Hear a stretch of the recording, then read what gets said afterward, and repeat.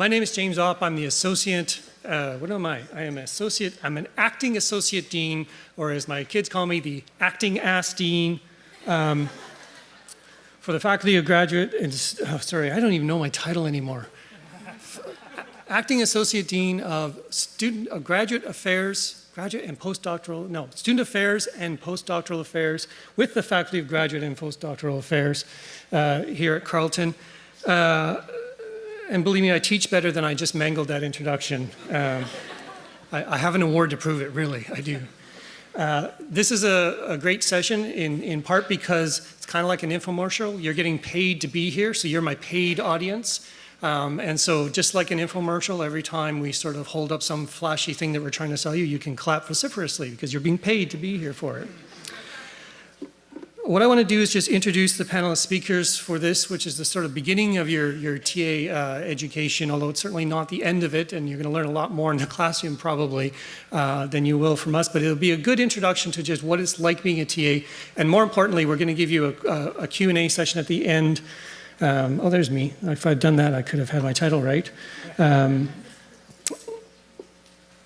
At the end, so that if you have questions, if you're nervous about TAing, if there's things that you want to sort of find out about, now's a great time to ask because I'm sure a lot of other people in the room are thinking those same things or asking those same kinds of questions.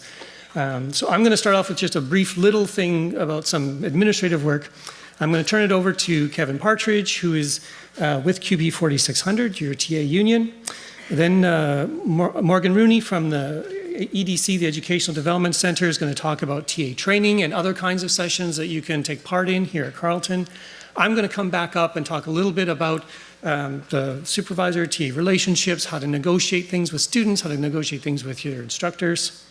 Then it'll be Anita Grace, the TA mentor, who's going to talk again about sort of different kinds of support networks, peer support for you as a TA, and then we're going to open it up for a Q&A. And then doing my research for this, from the last couple of sessions, the most important information has come out at the Q&A session. So we have microphone stands, don't knock them over, on the sides there. So when we get to that part of the session, that way other people can hear your question. And because we're also streaming this for people who can't see it, that means that you won't be on TV, but your voice will be there so we can hear what the question is. So that's very helpful as well.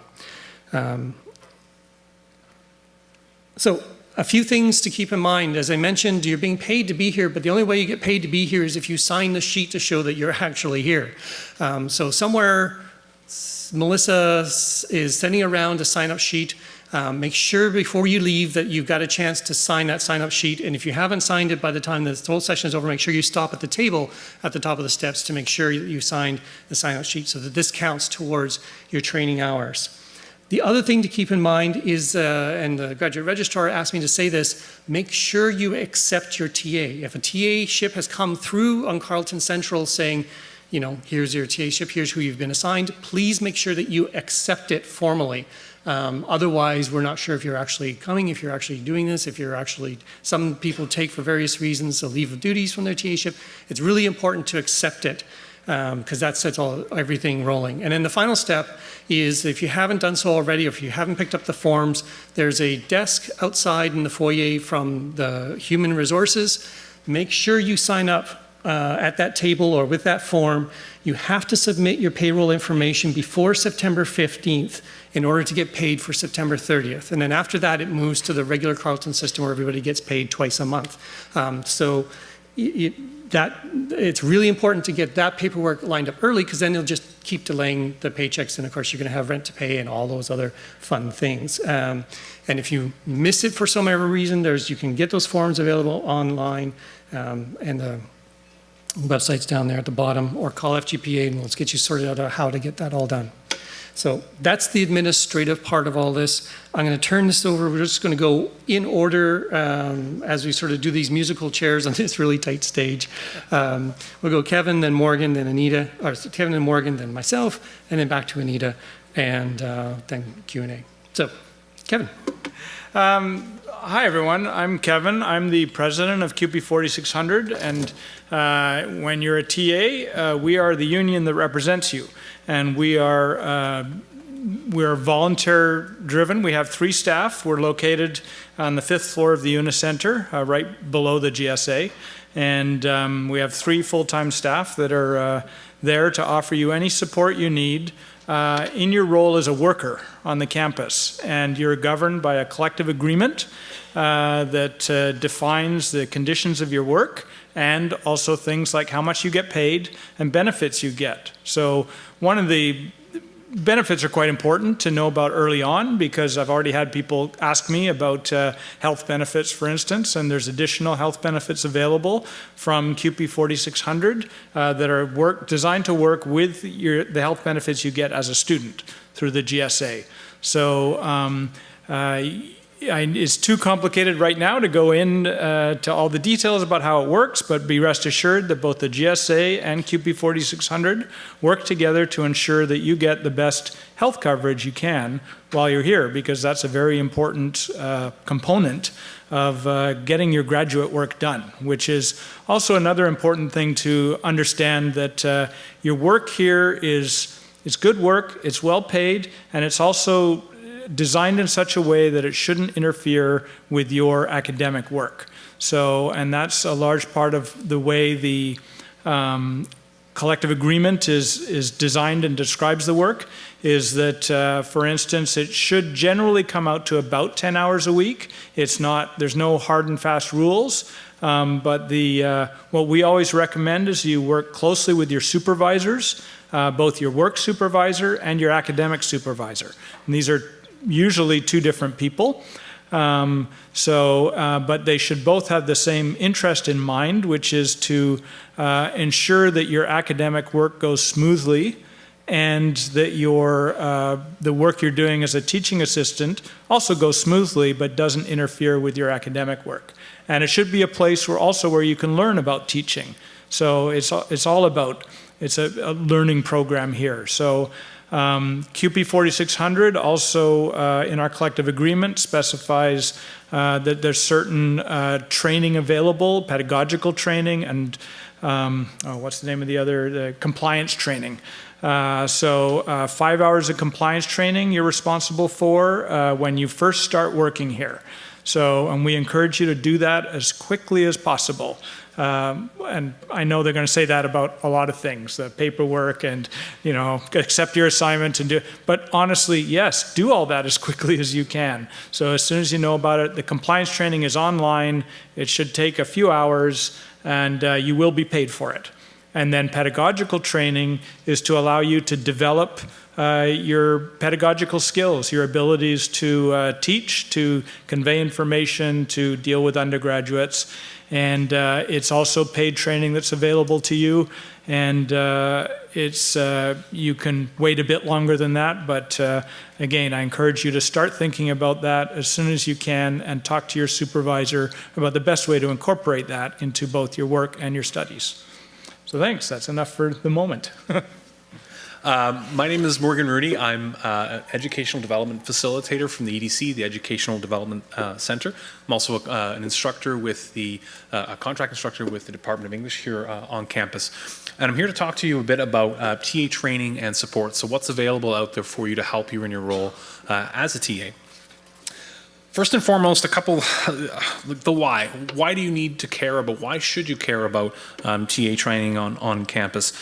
First and foremost, I don't know about you, but I was certainly very nervous about my first TA assignment. I didn't feel like I knew how to mark. I had no experience with these sorts of things.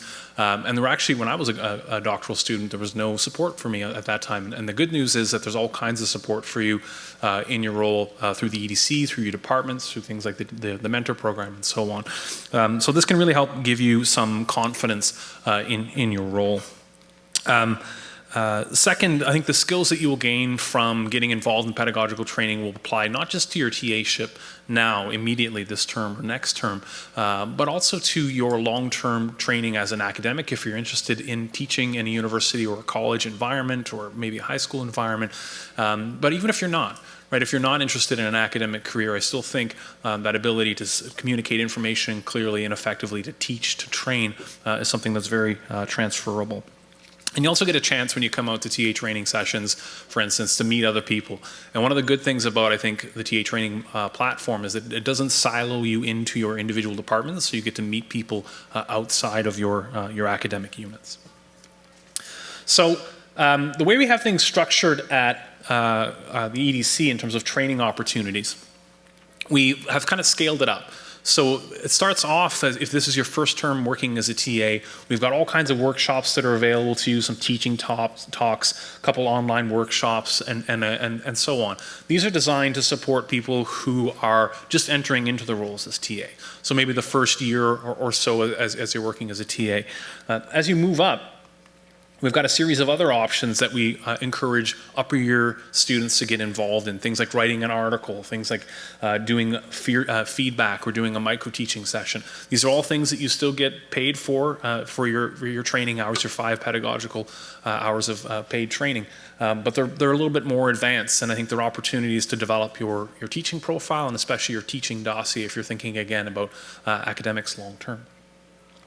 So how do I get involved in these things? If you want to sign up for workshops, you go to the Carleton Central, and underneath the TA management system, you can see over here, there's something that says TA training and then TA training registration.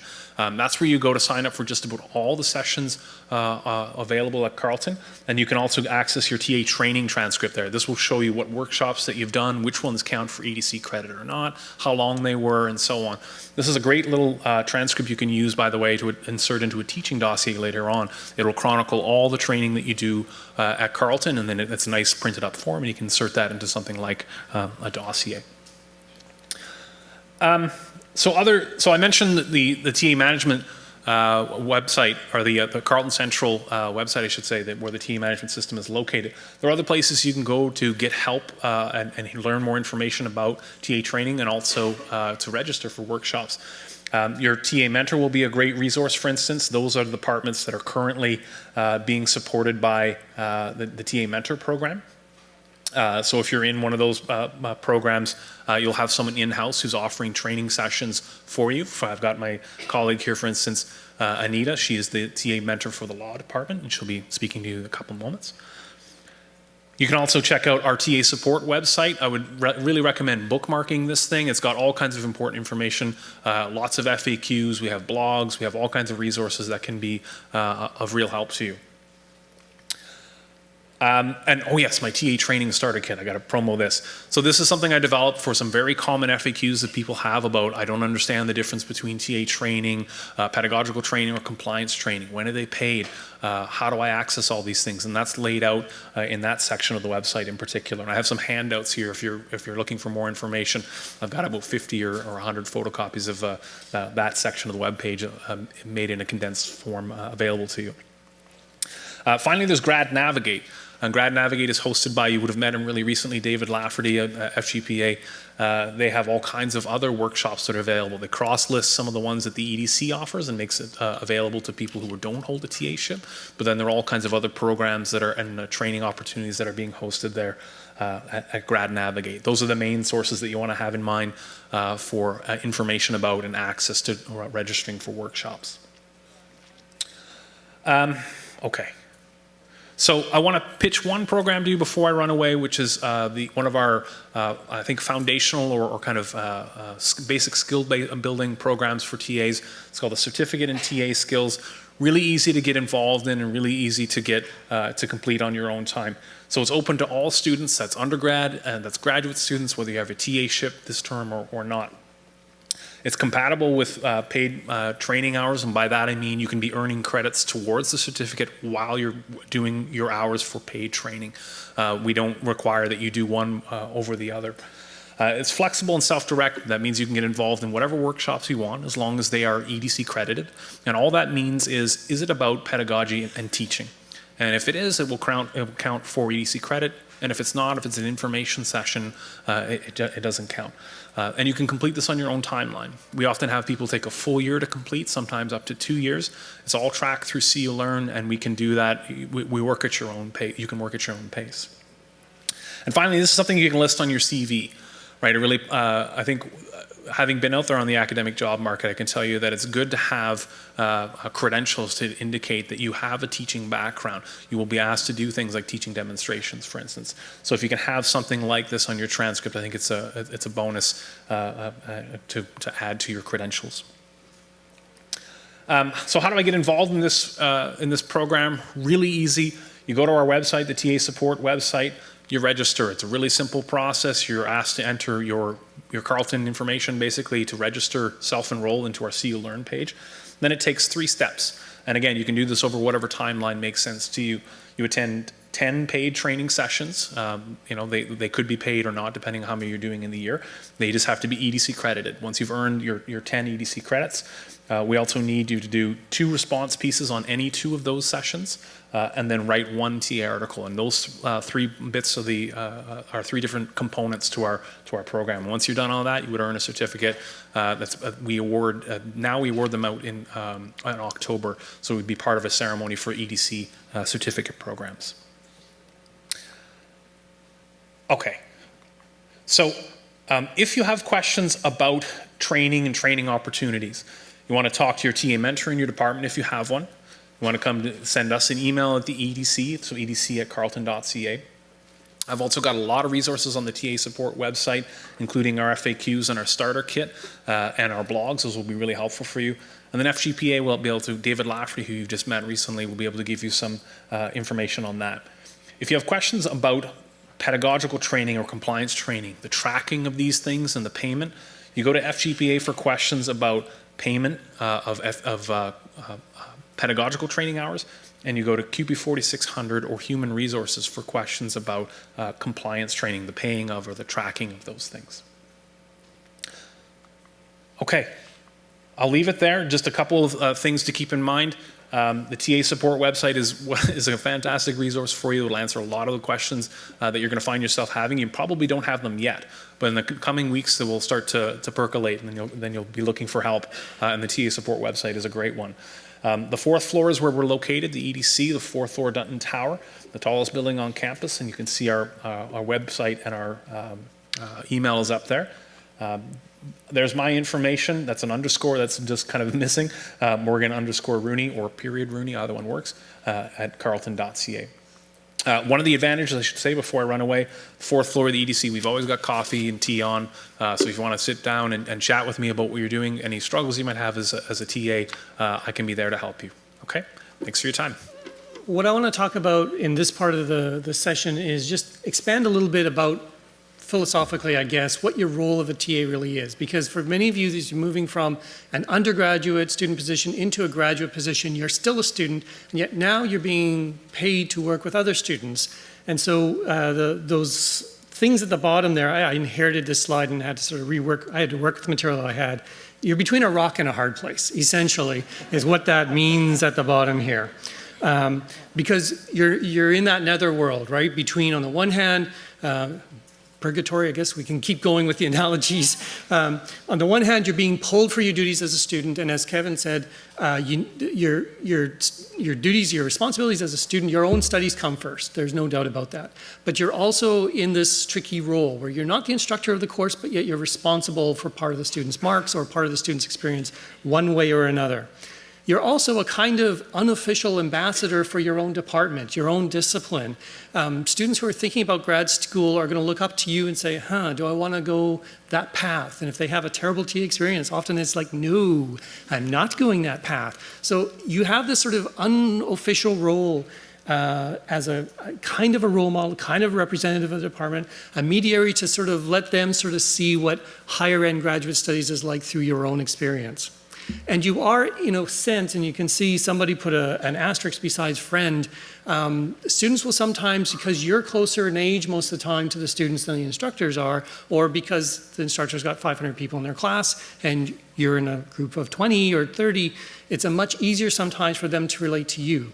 And so you kind of take on that role. But of course, that raises the one thing that I'm going to keep coming back to is that as you become a TA, it's time to also start thinking of yourself as a professional, right? You're a professional educator, whether you feel like it right now or not. You are a professional educator in this role. And so it's great to be friends with the students. You don't have to shun them when you walk around campus. It's not like running into that junior high teacher in the grocery store. Do I say hi? Do I not say hi? No, you can say hi to your students, but you have to be really careful, of course, about things that cross the line around conflict of interest, things across the line of showing preferential treatment, all those kinds of things. The professional life of this comes into play, of course, with all of this. So you have a number of objectives as a TA. Of course, the obvious one is you're there to help deliver the course content in one way or another. Even if all you're doing is marking essays, you're still helping to deliver course content because the feedback that you give to students is going to help them down the road. You're there to facilitate learning in a variety of different roles, sometimes online, sometimes in a classroom, sometimes through marking. But remember, out of all of this, that not every grad student gets to be a TA, right? You are in a privileged position here. Part-time graduate students don't have TAs available to them. Some students come in without TA-ships. So don't take that part of the job lightly. The last part, the one that's really hard to see on the slide, I think is actually the most important there because it's cut off in part. But you enhance the learning of other students, right? You're there to play a vital role. And again, this comes back to sort of treating yourself as a professional and thinking yourself as a professional educator. And this is why we have all these EDC and professional development opportunities for you, is to run with those kinds of skills. So I can't stress this enough that whether it's even a minimal contact with students or a lot of contact with students, their experience with you guys is going to make or break whether or not they really like subject A or subject B. And I sometimes teach a third-year course in history that has TA groups, and that's pretty unusual. Usually most courses by third year don't have TA groups. And I often get students coming in saying, oh, I've never had good TAs, but then I hit this course and all of a sudden, like, boom, the lights went off. The TA sessions really worked. And I really love hearing that, but I really hate hearing that they had bad experiences with TAs before. And sometimes, again, it's the design of the course. Sometimes there's things beyond your control, but there are lots of things within your control that if you're struggling with a group, they just won't talk, they can't do anything, find help. Talk to other TAs, talk to a TA mentor, talk to EDC. This is when you can sort of really make that experience really worthwhile, because if you're nervous about being there, believe me, first-year students are even more nervous about being in those groups. So preparing to be a TA, obviously, it seems like common sense. Meet with a course instructor, but what's underneath that is really important. Clarify the expectations. It's really easy for a contract just to come together, say, okay, here you go, sign it off, and you're new, you don't know what to expect, it sounds right to you, but look at it very carefully, because what it'll do is it'll have a mix. As we said before, this is roughly 10 hours a week for 13 weeks. But it never works out that way, right? There's always going to be groups and clumps of assignments, and your contract is going to lay that out.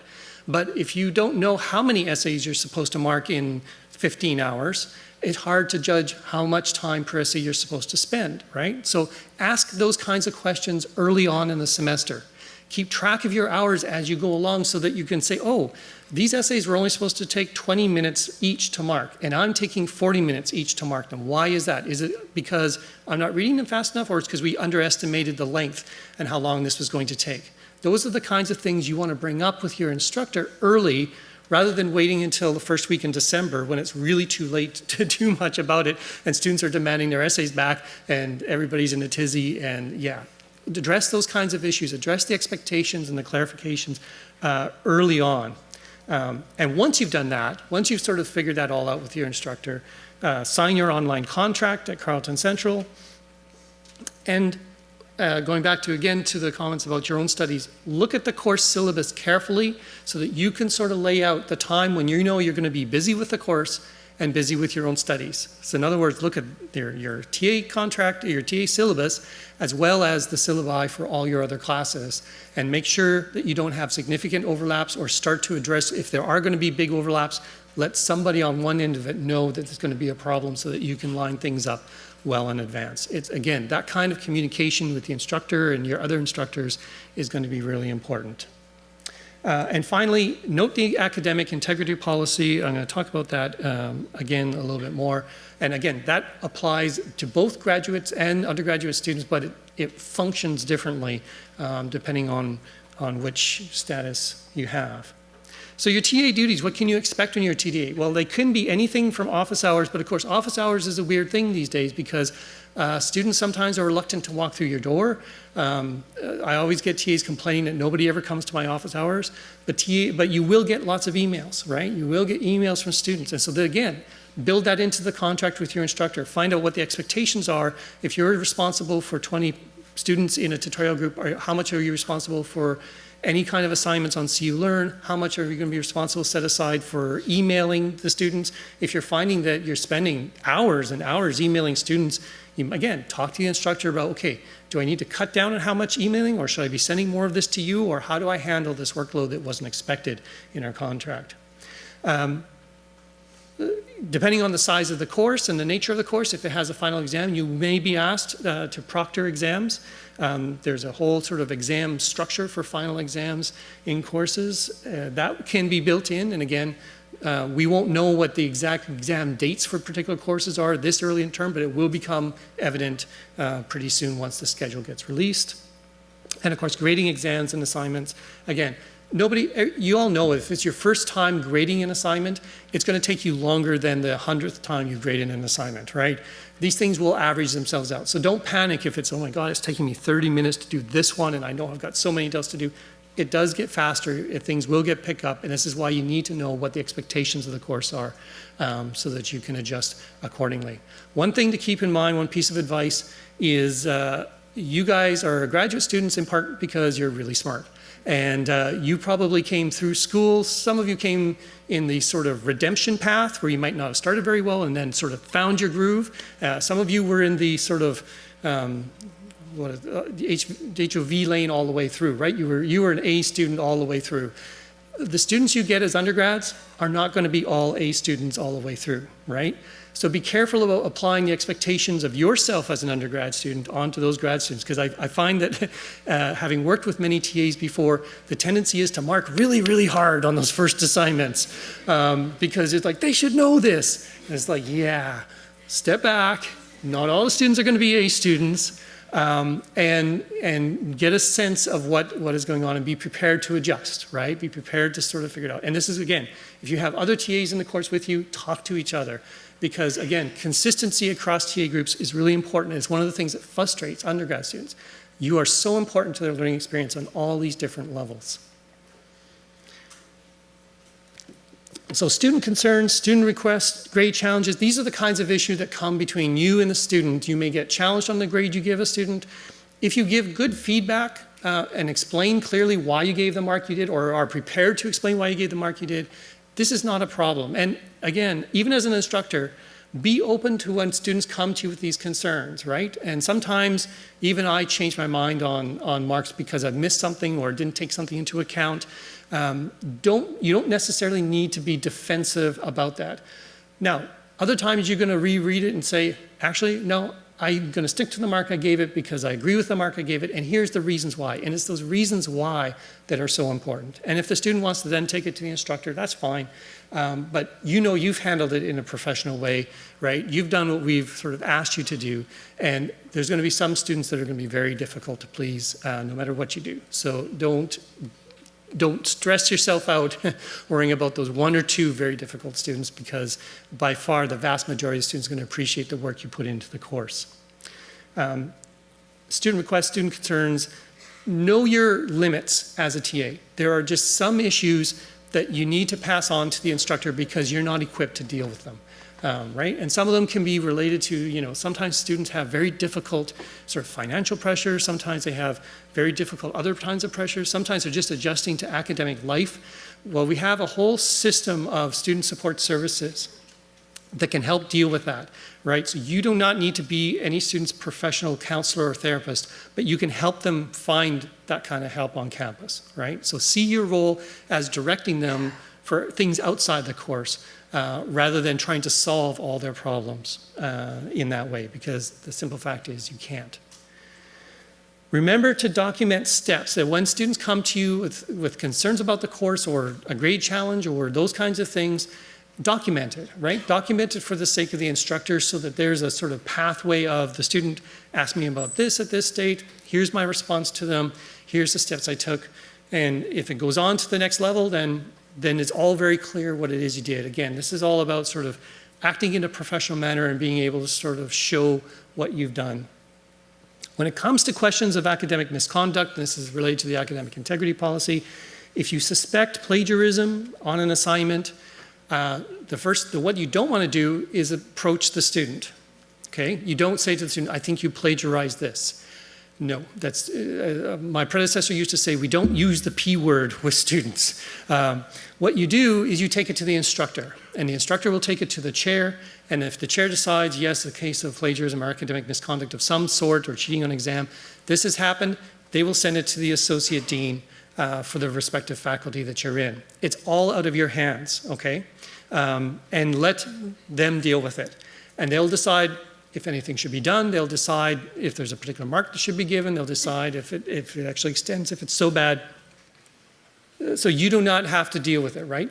What you can do, though, is that if you suspect a case of academic misconduct, document it well, right? In other words, if you think something's been, and usually it's pretty obvious if they've cut and pasted something from a website, spend 5 minutes Googling it, seeing what crops up.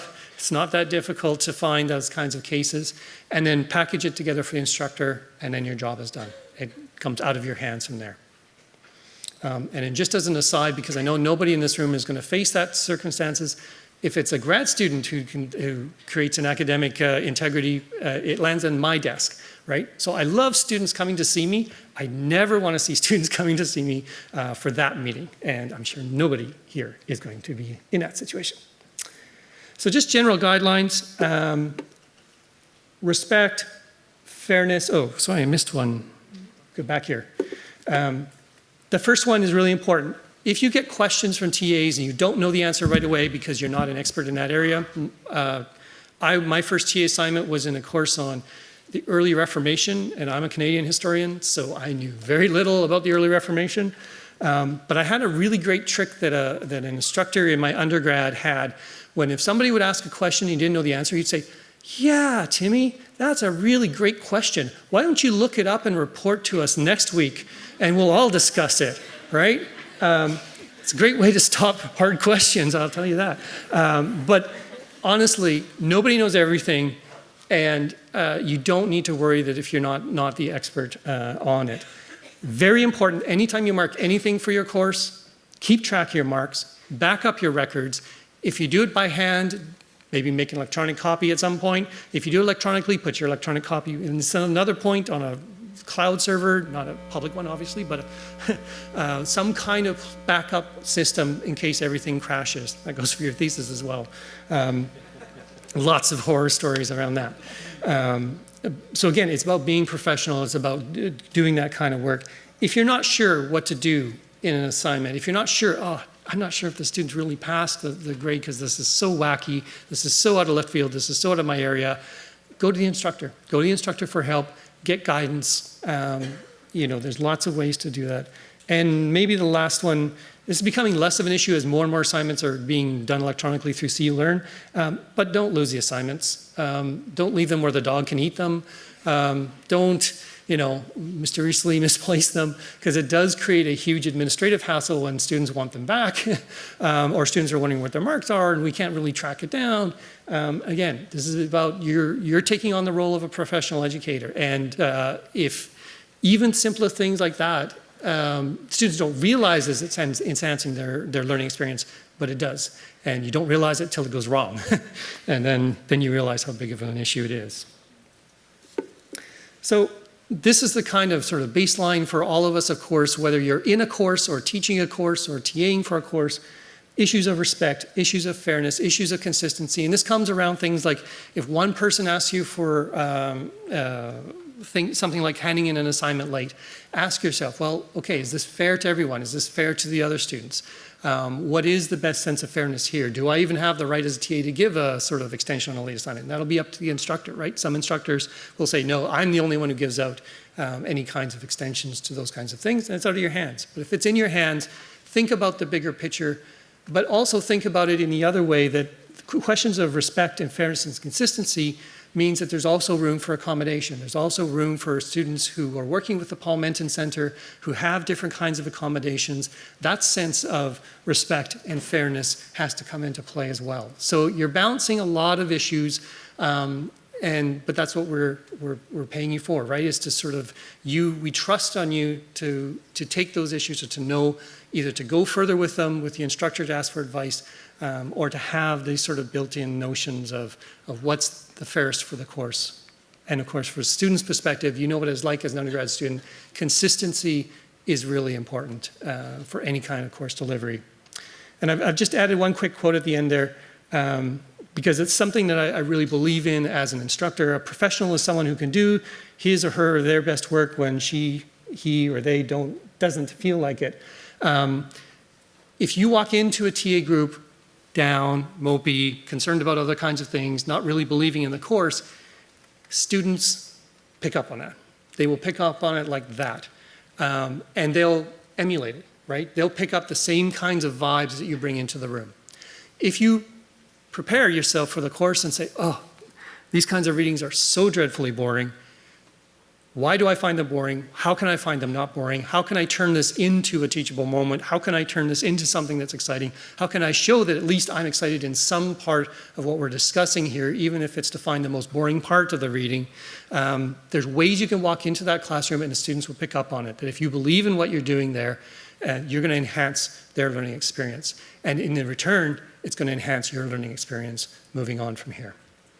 So I'm going to leave it there, I think. I think I don't have any more. Oh, improvements, really quick improvements. Take advantage of what Morgan talked about, the professional development opportunities. Take advantage of Grad Navigate and EDC. September 17th, there's a TA training day where you can get a lot of these hours under your belt right away at a time when it's early in the term and it's useful for you. So keep your eyes out on that. I think there's information around that. Take time to learn from your mistakes, from your instructors, and from other TAs. And so I'm going to turn it over to Anita, who's going to talk about that last bit a little bit more. Hi, my name's Anita Grace. I am the TA mentor for the Law Legal Studies Department, and I'm also a PhD student. So like you, I'm balancing a role that I have as a TA mentor with my studies. And one of the things that I do as a TA mentor is to support students, the TAs in my department, in balancing that role. What I like to say to TAs is that it's a dual aspect being a TA. You have this fantastic opportunity. Morgan talked a bit about this. You have an opportunity to develop skills in teaching, in grading, in giving feedback, in communicating. You also have an opportunity to develop new networks, contacts. You might be working with a faculty member who is not a supervisor or someone you've been exposed to. So those networks, this might be someone who can connect you down the road, provide a reference. So it's a fantastic opportunity. And you get paid to learn. You get paid to get that training. But it's also a responsibility. When you sign your TA mentor, when you sign this accept the duties, which hopefully all of you have done or will do soon, you are committing to fulfilling those responsibilities, which means you can't halfway through the term go, oh, I'm really busy, so I don't want to do this TA thing, it just gets in the way. You can't do that. But there are all these supports here to make sure that you are able to meet your responsibilities. So for example, some of the supports that I provide as a TA mentor, early on in the term, a TA might come to me and say, the instructor put as the assignment of duties, be the TA for this course 130 hours, and I'm supposed to sign off on that. And then that's where we say, no, that's not okay. That's not a breakdown of what the expectations are. So if that happens to you, if you get given an assignment of duty that just says 130 hours to be my TA, that's when you go back to the instructor and say, well, what does that mean to you? Do I attend all your classes? Do I do all your readings? Do I do the marking? Do I give tutorials? How much prep time do you giving me for tutorials? A lot of questions you need to have. So that might be an example of where I might get in, they might come to me and say help. Or for example, someone had a TA had the professor nicely outline the duties, but the hours, she was going, wait a second. And we did our hours by looking at generally what TAs can expect to put time into marking and grading. And it added up to about 250 hours for that term.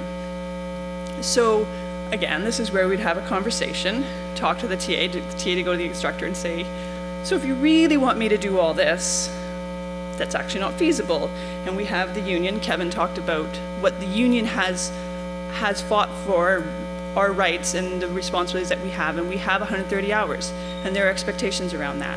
So if you think you're being asked to do too much, you have the right to say, that's not reasonable. I can't give an hourly tutorial every day and have 10 minutes of prep time. That's just not right. So TAs will come to the TA mentor, or they might go to EDC or someone else for support to say, the assignment of duties doesn't look quite right to me. Another way that TAs might need some support is if your faculty just doesn't communicate, your instructor just doesn't communicate with you. So you send an email at the beginning of the term saying, I'd like to meet to discuss the assignment of duties, and you don't hear back. You go and knock on the door, you find the office hours, you knock on the door, they're not there. Hopefully you guys can be persistent, try to get that connection, because in an ideal world, the instructor will be happy to meet with you and will arrange that beforehand, but sometimes they're busy too, and you might need to take the initiative. Sometimes you might actually sit outside the door and wait for them to come, because you need to have that meeting, especially if you've got issues to clarify. Later on in the term, some areas that you might need support is if you realize that you are putting in too much time. Jim talked about this, you're grading and you're thinking, wait a second, I was given allotment of 60 hours to grade, and I've already spent 50 hours and I've only graded the midterm and we still have the final assignment. So, and in that area, it's really, really important, can't stress this enough, to keep track of your hours.